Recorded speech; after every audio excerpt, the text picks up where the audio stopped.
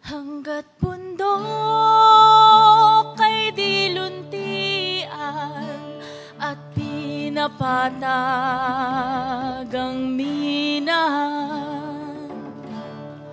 Lalaban sa lansangan, hadlangan pagwasak ng sanlibutan. Hangga't duming nakakalason sa dagat ay tinatapon. Lalaban sa lansangan, hadlangan pagwasak ng sanlibutan.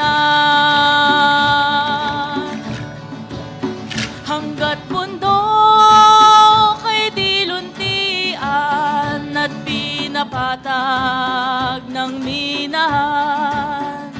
Lalaban sa lansangan, hadlangan pagwasak ng sanlibutan. Hello, ako si Joyce from Center for Environmental Concerns at ang grado ko kay Pangulong Marcos Jr. Meron bang mas mababa pa sa zero? Hindi talaga nagtutugma yung mga pinangako niyang green or mga environment pronouncement niya doon sa mga nakita nating ginagawa niya ngayon. So, dahil dyan, inaanyayahan namin kayo na sumama sa pagkilos sa July 28, SONA Mobilization. Kita-kits!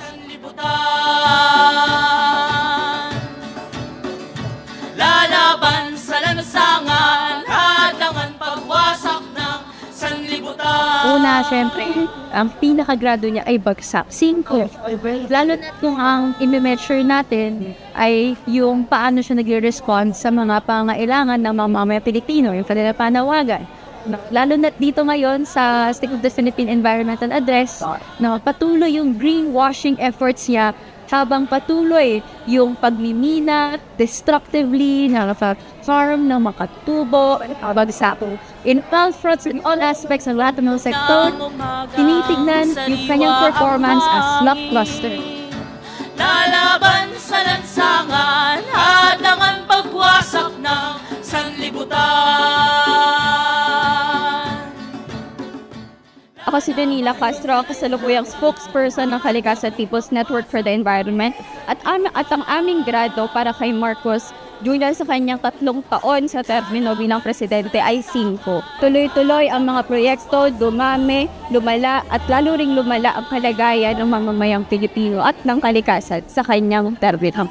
Pang ninuno, depensahan, depensahan, ipaglaban!